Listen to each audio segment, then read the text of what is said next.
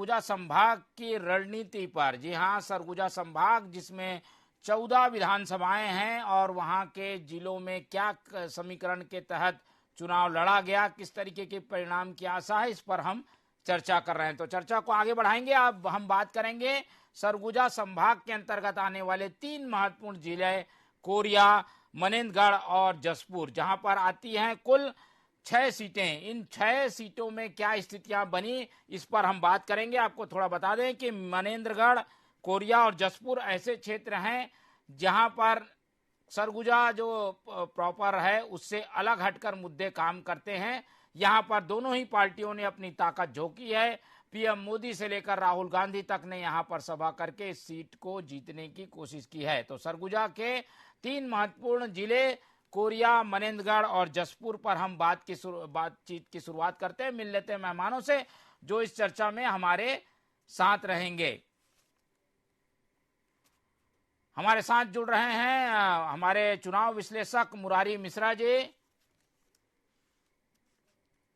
और हमारे साथ सरगुजा से जुड़ रहे हैं मनोज श्रीवास्तव जी। बहुत स्वागत करते हैं दोनों मेहमानों का। चर्चा की शुरुआत करते हैं और चर्चा की शुरुआत सबसे पहले कोरिया से करते हैं।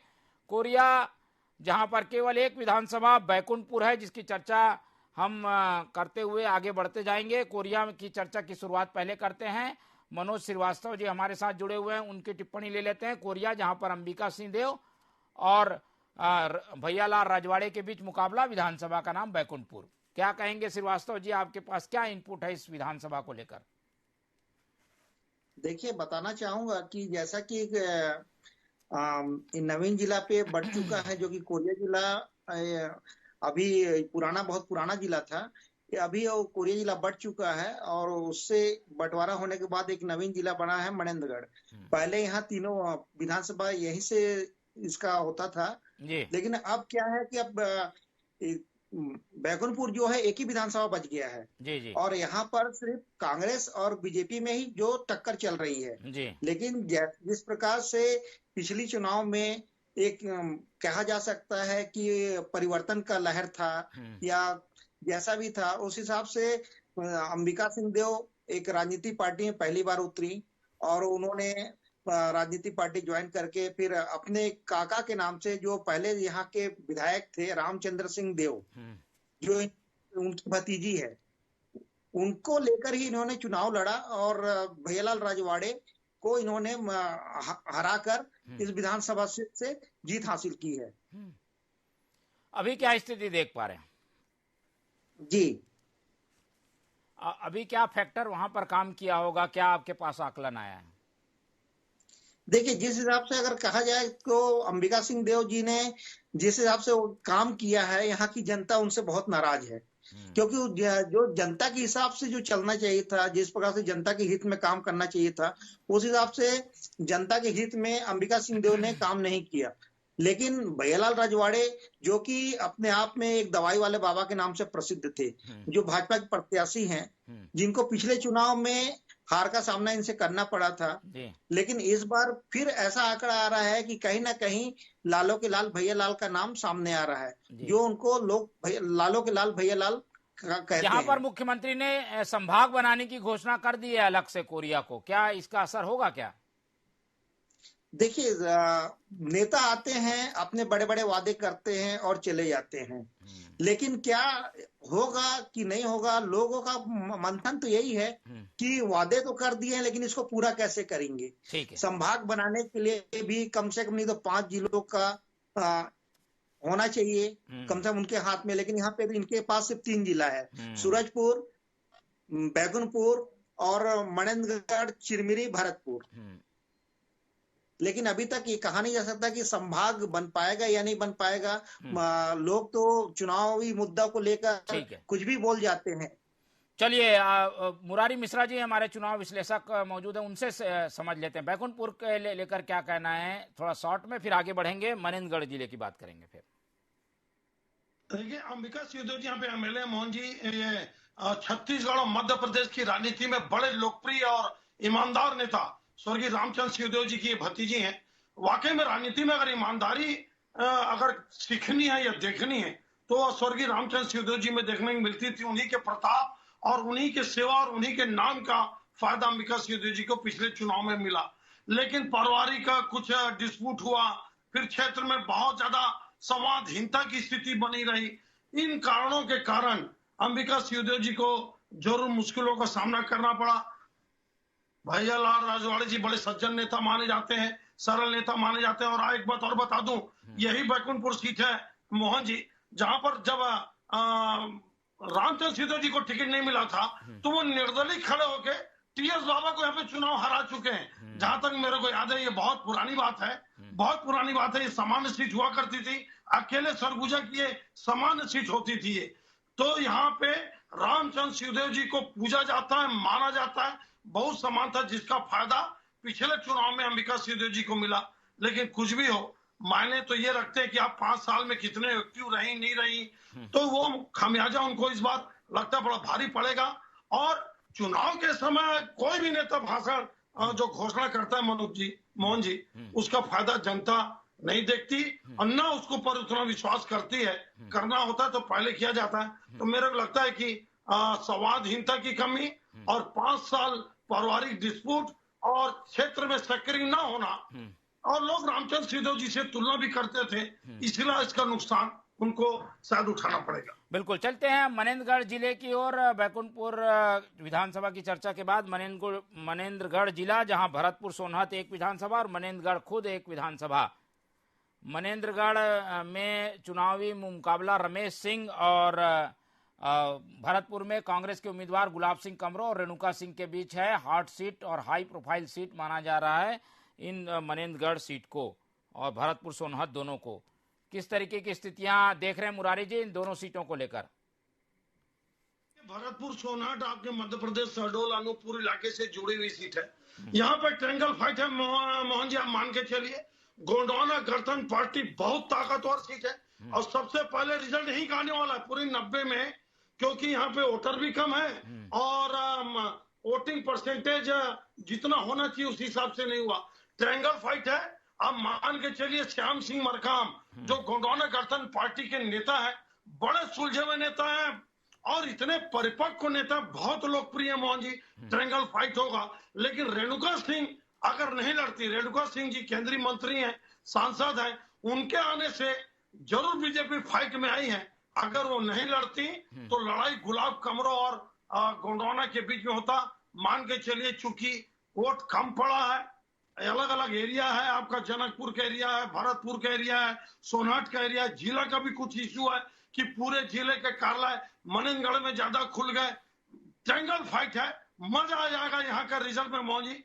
और मैं भी इंतजार कर रहा हूँ कि गोंडवाना गणतंत्र पार्टी क्या छत्तीसगढ़ के पहले नंबर वाली सीट से क्या अपना खाता खोलने में कामयाब हो जाएगी।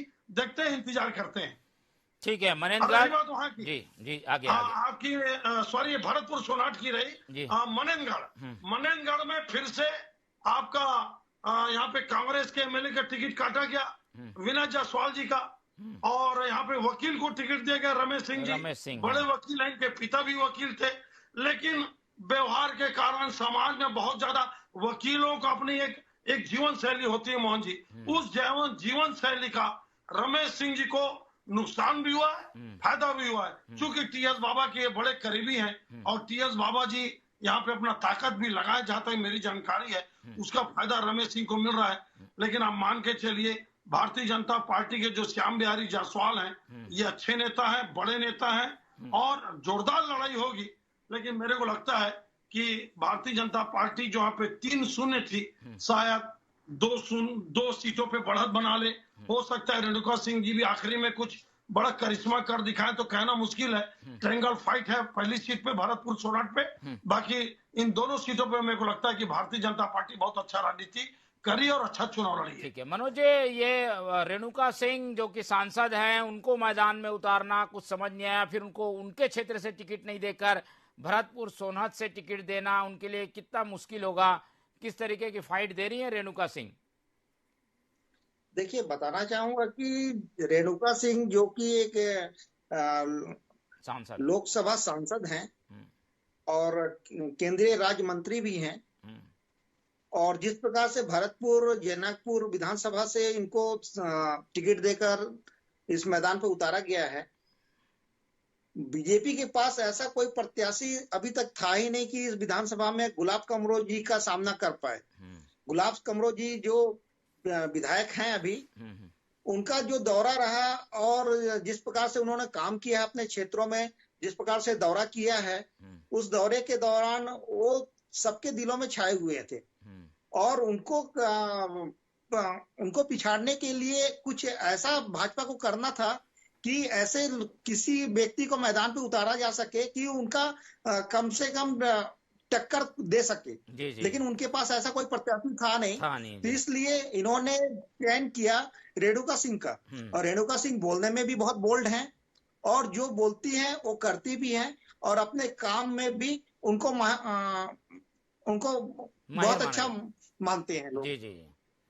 तो टफ है मुकाबला। आगे मनेंद्रगढ़ की बात करें तो वहां सीट बदली है, नया कैंडिडेट है, टिकट काटने का भी क्या असर होगा क्या वहां? देखिए, बताना चाहूंगा कि मनेंद्रगढ़ विधानसभा जिस पर 2018 में जो चुनाव हुआ था, जिस पर जो अभी वर्तमान में भाजपा के प्रत्याशी हैं श्याम बिहारी जायसवाल जी, और इससे पहले भी 2018 में इन्होंने भाजपा से ही चुनाव लड़ा था, जिनको विनय जायसवाल को कांग्रेस ने अपने प्रत्याशी बनाकर यहाँ से उम्मीदवार उतारा था और उनको ही टक्कर देकर कांग्रेस के प्रत्याशी विनय जायसवाल ने यहाँ जीत हासिल की थी। लेकिन कहीं ना कहीं उनके कुछ ऐसे कर्मों की वजह से उनका टिकट काटा गया। क्या उनका टीएस बाबा से कुछ ऐसा अनबन थे कि उनका टिकट काटा, या चरणदास जी से वो अनबन थे, लेकिन किसी कारण उनका जो टिकट काटा गया है, वो उनका खामियाजा सिर्फ कांग्रेस को भुगतना पड़ेगा। इसलिए भाजपा की ओर सबका ध्यान है। और जैसा कि मनेंद्रगढ़ को जिला बनाया गया मनेंद्रगढ़ को, लेकिन उस पर मनेंद्रगढ़ के अंतर्गत भरतपुर आता है, चिरमिरी आता है, खड़गवां, इनको कहीं पे नहीं रखा गया था, बाद में इनको जोड़ा गया। ये सब चीज देखते हुए कहीं ना कहीं टिकट कटने का बहुत बड़ा असर जाता है डॉक्टर विनय जायसवाल के ऊपर, क्योंकि लोगों के मन में एक ऐसा धारणा हो गया था कि विनय जायसवाल को अगर इस बार टिकट दिया जाएगा तो कहीं ना कहीं जनता उनको कहीं पिछाड़ न दे, भाजपा कहीं सामने आ ना जाए। लेकिन कहीं ना कहीं भाजपा इस बार सामने आ रही है और लगभग उतना बहुमत से तो नहीं जीतेगी, लेकिन भाजपा को कहीं ना कहीं इस बार इस विधानसभा से लोगों की उम्मीदवार चुनकर आना ही आना है। ठीक है, तो काफी महत्वपूर्ण जानकारी आपने दी। आगे बढ़ते हैं, जसपुर जिले की बात कर लेते हैं। जसपुर जिले में 3 सीटें हैं, जसपुर, कुनकुरी और पत्थल गांव, और एक तरीके से इन तीनों सीटों में कांग्रेस का कब्जा था, इसलिए इन सीटों को अब कांग्रेस अपना गढ़ मान के चल रही है। जसपुर से विनय भगत और रायमुनि भगत के बीच मुकाबला है, कुनकुरी से विष्णुदेव साय और यूडी मिंज के बीच मुकाबला है, पत्थल गांव से मुकाबला है गोमती साय और रामपुकार सिंह। चलिए एक एक करके टिप्पणी ले लेते हैं। मुरारी जी, ये तीनों सीट काफी महत्वपूर्ण, तीनों सीट में कांग्रेस के विधायक, लेकिन अब क्या स्थिति बन रही है? 2 कद्दावर नेता बीजेपी के मैदान में है, विष्णुदेव साय और गोमती साय। देखिए, यहाँ पे जसपुर महल का अपना एक प्रभाव है मोहन जी। जूदेव परिवार भारतीय जनता पार्टी से पिछले चुनाव में नाराज था, कहीं ना कहीं किन्हीं बातों को लेकर, और टीएस बाबा और मतलब अंबिकापुर जो राजमहल है, जसपुर राजमहल है, और कोरिया जो राजमहल है, ये राजा लोग जो हैं ये आपस में राजनीतिक रूप से काफी एक दूसरे से संबंध बना के चलते हैं। और पिछले चुनाव में जूदेव परिवार के नाराज होने के कारण बहुत ज्यादा नुकसान भारतीय जनता पार्टी को उठाना पड़ा। लेकिन भारतीय जनता पार्टी ने जूदेव परिवार से 2 लोगों को टिकट दिया और एक सुशांत शुक्ला बेलतरा की भी सीट, आप मानिए जूदेव परिवार के करीबी की सीट है सुशांत शुक्ला की। लड़ाई बड़ा रोचक रहेगा। पत्थल गांव में रामपुकार सिंह जी लगभग 7-8 बार के एमएलए हैं, काफी बुजुर्ग हो चुके हैं, और भारतीय जनता पार्टी ने यहाँ पे मास्टर स्ट्रोक किया। आपके रामपुकार सिंह जी के सांसद रायगढ़ की गोमती साय जी को टिकट दिया।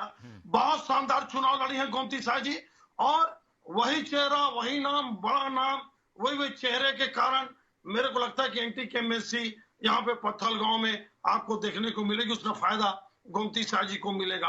आपका कुनकुरी, ये सभी झारखंड से लगी हुई सीट है मोहन जी। नीचे में रायगढ़ जिला है और ऊपर में पूरे झारखंड यहाँ पे क्रिश्चियन समाज, मुसलमान समाज हर सीट में अपना, खासकर 2 सीट पे कुनकुरी और पत्थलगांव में मुसलमान समाज भी काफी यहाँ पे रोल प्ले करता है। दोनों जगह 15-15 हजार वोट है। तो कुनकुरी में एक तरफ कांग्रेस के मजे में खिलाड़ी है यूडी मिंजी, एनएसवाई और यूथ कांग्रेस से राजनीति किए। वहीं पे भारतीय जनता पार्टी ने अपने बड़ा नेता विष्णुदेव साय जी, प्रदेश अध्यक्ष, सांसद, मंत्री, यहाँ पे एक राजनीति के बड़े खिलाड़ी और बड़े सरल और सौम्य नेता विष्णुदेव साय जी के बीच में लड़ाई है। लेकिन विष्णुदेव साय जी को एक मुख्यमंत्री, अगर भारतीय जनता पार्टी सत्ता में आती है तो उनको एक मुख्यमंत्री के कैंडिडेट के रूप में भी लोकल क्षेत्र की जनता मानकर चल रही थी। उसका फायदा शायद उनको मिलेगा। रही बात जसपुर महल की, तो यहाँ के एमएलए कांग्रेस के बहुत दमदार एमएलए है मोहन जी, बहुत मजबूती से काम किए। और ये सिर्फ कांग्रेसियों को लेकर नहीं चले, ये भारतीय जनता पार्टी के कार्यकर्ताओं को भी लेकर चले और महल को भी इन्होंने नाराज नहीं किया। यहाँ पे आपके गणेश राम भगत जो वनवासी कल्याण आश्रम चलाते हैं और बहुत बड़े नेता सरगुजा के, खासकर जसपुर इलाका के गणेश राम भगत जी की टिकट कट गई। अगर उनको टिकट मिलती तब तो जरूर विनय भगत जी के बारे में मैं बोल सकता था कि बहुत बड़े संकट में पड़ते। लेकिन यहाँ पे जिला पंचायत अध्यक्ष रायमुनि भगत जी लड़ी है, अच्छा चुनाव लड़ी है, जोरदार फाइट देखने को मिलेगा। लेकिन विनय भगत के बारे में आपको बता दूं, ये पार्टी की राजनीति नहीं किए, ये महल को भी साध के चले और भाजपा कार्यकर्ताओं का भी इन्होंने पूरा ख्याल रखा। अब देखते हैं होता क्या है, लेकिन जोरदार लड़ाई है। जसपुर में जुदे परिवार को जो खुश करके चली भाजपा, उसका फायदा निश्चित रूप से जो 3-0 का नुकसान था, जबरदस्त फायदा भाजपा को देखने को मिलेगा। तो फायदा इन 3 सीटों में मिल सकता है। हालांकि अभी जो स्थिति है उसमें कांग्रेस का पलड़ा 2018 में भारी रहा और इसलिए कांग्रेस यहां पर इन सीटों को गेन करना चाहती है। मनोज जी की ओर रुख कर लेते हैं। मनोज जी, क्या आपके पास इनपुट आया है इन 3 सीटों में? खासतौर पर ये 2 बड़े चेहरे गोमती साय और विष्णुदेव साय, ये दोनों को लड़ाकर बीजेपी ने मैसेज दिया था, कितना फायदा मिला होगा बीजेपी को? देखिए, बताना चाहूंगा विष्णुदेव साय जी का और गोमती जी का, जी, ये दोनों का मैं बताना चाहूंगा कि जिस प्रकार से भाजपा दिलीप सिंह जूदेव जब तक थे तब तक तीनों सीटों पर हमेशा भाजपा का पर्चा ही लहराता था। लेकिन कहीं ना कहीं जब दिलीप सिंह जूदेव के जाने के बाद एक दिलीप सिंह राजघराना का जो परिवार है, आपस में गुटबाजी के कारण एक टूट गए। टूटने के बाद कहीं ना कहीं इनको नुकसान का अपना सामना करना पड़ा, जिसके वजह से 2018 में ये तीनों सीट कांग्रेस के कब्जे में आ गई। लेकिन इस बार की जो चुनाव है, इस चुनावी माहौल में यही कहूंगा कि कहीं ना कहीं इस बार जिस प्रकार से भूपेश बघेल का नरवा गरवा बाड़ी और बहुत सारे ऐसे जो इनके जो चलते आ रहे हैं योजनाएं, उसको लेकर हमें योजनाएं हैं जो वो योजनाएं कहीं ना कहीं फ्लॉप नजर हो रहे हैं। कहीं ना कहीं इनका गौठान का बहुत बड़ा एक योजना चला है, गौठान में लोगों को रोजगार मिलेगा, गोबर खरीदी। लेकिन कहीं ना कहीं देखा जाए आज गौठान की हालत इस तरह है कि वहां एक मवेशी नहीं मिलेंगे, वीरान हालत में गौठान पड़े हुए हैं। बिल्कुल। इसको देखते हुए बहुत सारे ऐसे इनकी योजना है जो फ्लॉप हो चुके हैं। उसको लेकर और बड़े बड़े जो वादे किए, वो वादे पर भी अपने खरे नहीं उतरे हैं। इसका खामियाजा इनको लगभग करीब जसपुर से 2 सीटों पर इनको नुकसान होगा कांग्रेस को, और 1 सीट कम से कम वो कांग्रेस ला रही है और 2 सीट भाजपा के हाथ झोली में जा रहा है। ठीक है, कौन कौन से? पत्थलगांव और जसपुर, कुनकुरी के बारे में जी, ठीक है। तो ये इन सीटों पे काफी कसमकस भरा चुनाव है। हमारे दोनों विश्लेषकों का आकलन है कि इस बार यानी 2018 के चुनाव में भले कुछ ना मिला हो, लेकिन इस बार 2023 के चुनाव में गेन करने की स्थिति में। मुरारी जी कुछ कहना चाहते हैं? वोट परसेंट को भी देख के बताइएगा। वोट परसेंट भी बढ़ा है इस बार, घटा है, इसका क्या असर होगा? देखिए मोहन जी, आदिवासी अंचलों में चाहे वो बस्तर हो या सरगुजा जी, ये राजनीतिक लड़ाई का नुकसान तो कांग्रेस को हो ही रहा है। उसके अलावा अगर तेंदुपत्ता या अन्य 1-2 योजनाओं को आप छोड़ दो, जैसे बस्तर में प्लांटों के पट्टे वापस करना जो लिए गए थे, लेकिन भूपेश बघेल सरकार ना सड़क, पानी, बिजली और स्कूल में ध्यान नहीं दे पाई मोहन जी। देखिए इनको लगा स्कूल कि तो हम आत्मानंद मैदानी स्कूल इलाकों- बनाए गए हैं बहुत सारे। आत्मानंद स्कूल। देखिए आत्मानंद स्कूल की अपनी एक कहानी है मोहन जी। आदिवासी बच्चों को स्कूल तक लाना ही बहुत बड़ी बात है, बाद में वो आत्मानंद स्कूल जाएंगे। आदिवासी अंचलों में जितना अच्छा परफॉर्मेंस भूपेश बघेल को करना था, क्योंकि यहाँ पे किसान भी कम है, याद रखिए आप, यहाँ पे ज्यादा से ज्यादा आपको आदिवासी तेंदुपत्ता से या वनोपज पे ज्यादा डिपेंड करते हैं। इन इलाकों में भूपेश सरकार ने पुल, पुलिया, रोड इस पर ज्यादा भी काम कर पाए, इसका भी नुकसान इस सरकार को देखने को मिलेगा। आपसी लड़ाई तो जबरदस्त थी, उसको तो मैं बोल चुका हूं, ज्यादा क्या बोलना। चलिए, जसपुर जो क्षेत्र बीजेपी का एक तरीके से गढ़ रहा है, वहां पर फिर से कुछ गेन करती हुई बीजेपी दिख रही है, लेकिन उसके लिए फैक्टर जो हमारे विशेषज्ञ बता रहे हैं वो काम करने चाहिए। हालांकि सतही तौर पर तो नजर आता है कि कुछ न कुछ स्थितियां कांग्रेस के विपरीत रही हैं, लेकिन अंडर करंट भी होता है, सरकार की योजनाएं और बाकी चीजें अंडर में काम करती है, इसलिए हम कुछ भी नहीं कह सकते। पांचों सीटों, 6 सीटों की हमने चर्चा पूरी कर ली है, तो सरगुजा संभाग की 14 सीटों की चर्चा के बाद स्थितियां जो सामने आई हैं उसमें यही है कि कसमकस का मुकाबला और पाने की स्थिति में बीजेपी दिखाई दे रही है। चर्चा यही खत्म करते हैं। मनोज श्रीवास्तव जी हमारे साथ जुड़े, बहुत धन्यवाद। मुरारी मिश्रा जी ने समय दिया, उनका बहुत बहुत धन्यवाद। दोनों मेहमानों का धन्यवाद करते हुए हमारी खास पेशकश रणनीति में फिलहाल इतना ही। नए संभाग के साथ फिर आपसे होगी मुलाकात, तब तक दीजिए इजाजत, नमस्कार।